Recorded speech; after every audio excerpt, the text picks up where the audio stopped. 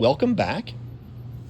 This is part 2 of the wearable droid assembly videos. These are the assembly instructions for the wearable droid.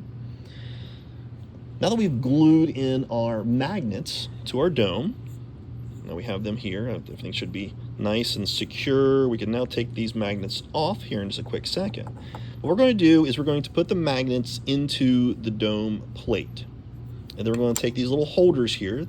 The magnets are going to go into those right there, and we're going to screw those into right here. Now, the holes are set for an M3 screw. Now, how we designed the holes is it is a little tight. We need the threads to kind of stick in there. So I have found the easiest thing to do is to take an M3 screw. This is an M3, I think this is a ×6. You can do a ×6 or a ×8, but you'll want to go ahead and pre-thread each one of these for everything that you're going to be doing. So that'll be both the plates themselves and the magnet holders as well. You will take and screw those in. Now, why I'm going to screw them in ahead of time is I'm trying to get the threads lined up and kind of feel when it stops. Like it should go in a little bit, but not all the way. I can feel it kind of stop there. But you can push all the way through if you want to. So push it all the way through. I'm going to back out. You'll do that to all of the holes. So you have a total of 4 of those holes. Easy dome. Here on both sides. So now it's going to go in like this. So the little hole gaps right here are going to be like this. So this is how it's going to go in, just like that. So I'm going to take one of the magnets on one side. I'm going to put it here like this, just like that. That's how it's going to go in. I'm going to take the holder. I'm going to put it over top of it, just like that. Then I'm going to take one of the screws. Try to do this on camera without moving this close to me because it's a little easier if you put pressure on it. But then we'll kind of get that started. Now, I've already pre-drilled all of these, so it should be easier to go in. When I mean pre-drilled, I pre-screwed those in. So just like that. I'll do the other side as well. Make sure that goes like this. Then like this, and then I'll have to get another little screw. Sorry if you're just watching me go through just screwing stuff in.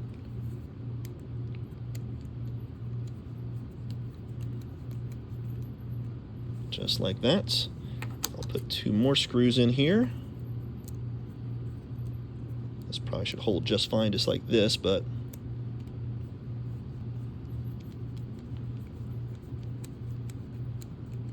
just like that. Oh. Stop my hands from shaking. Have had quite a bit of coffee this morning. Probably not a great idea, but I do love my coffee. My students would tell you I'm naturally caffeinated. Just make sure those are all nice and tight. Not too tight though. If you over tighten it, you'll definitely break the plastic. So it should be just like that. And if everything is good, oh, hear that snap in? It's now really in there. So that's great. That's what we want to hear. It should just kind of a snap in. See that? And snapped in. Perfect. That's what we want to see. Because now we can put the dome over to the side. And now we have a plate that we're going to put on top. Because that's going to go on top just like that. And this is going to go over top of it. And then we can do work on top of this, and the dome can just snap on whenever we need to do something. So now let's prep our next section, which is going to be putting the servo motor into the robot. So here's our servo. This is a micro server 9 grams S51 servo. These are very common servo.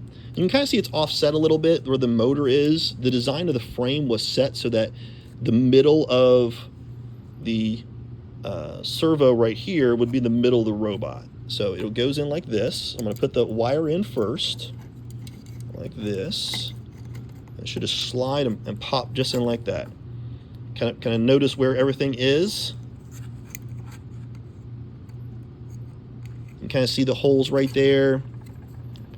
Get the wire coming out the front. It's okay, just let that dangle. We'll actually clip this a little bit later in my wiring instruction video. I'll show you how to do that. So now I'm going to screw this servo in.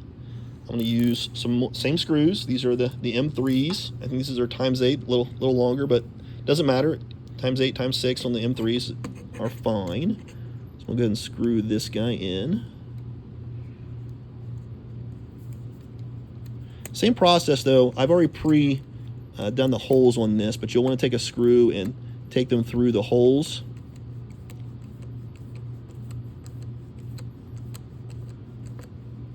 And this is just 3D printed plastic, so just do be a little careful in terms of grabbing and putting pressure on the frame. The frame's only as strong as we can make it for the size that it is. It is only PLA filament, at least for the ones I'm doing here.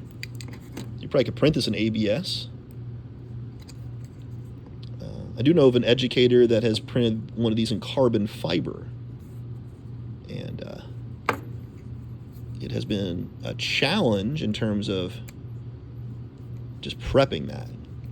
Very flexible, but we don't really recommend that because of the fibers and how easily that can jam into your hands and that kind of stuff. So PLA works just fine. All right, so now the motor is in there for this particular motor. We'd have other options for other motors as well, but this is the most common motor that we could utilize. I didn't over tighten any of those, but that guy is nice and tight in there. You can kind of feel that, so should be good to go. So everything should kind of look like this right now. I'm just going to take this little wire here and bundle him up for a quick second. Just get him in here to get him out of the way, so I don't have to deal with him. Perfect. All right, next step is we are going to put on the servo horn here, which is this little T. It's just like that. That came in the package with the servo. There's a couple, and it also came with this little small screw, real tiny screw that will go in the very top of the servo. So we're going to take this guy here.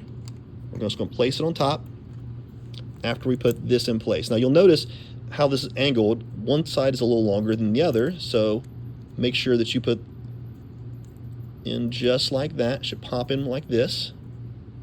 Perfect. And then that'll go on top of this, just like so. Now I'm going to put this centered, and you may have to adjust this later if you notice something's moving around or you want this to be angled someplace else. It's just one screw. You could just read this pretty easily. Well, I didn't check to see if this is the right size screwdriver for this.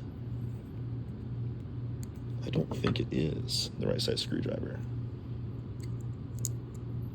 It goes in just like that. We'll see if I can get this in here with the larger bit that I have here with me.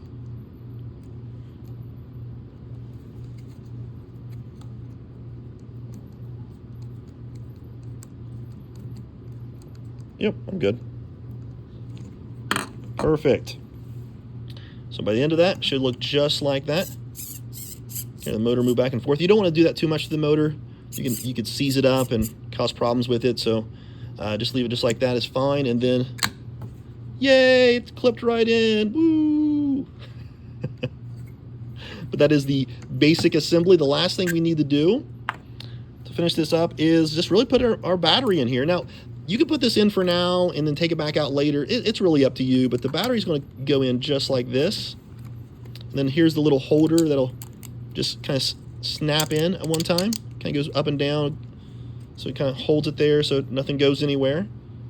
But like I said, the battery will come in and out depending upon things that we're working on. But this finishes our basic assembly in the Wearable Droid Guide, Section 4, Assembly Instructions.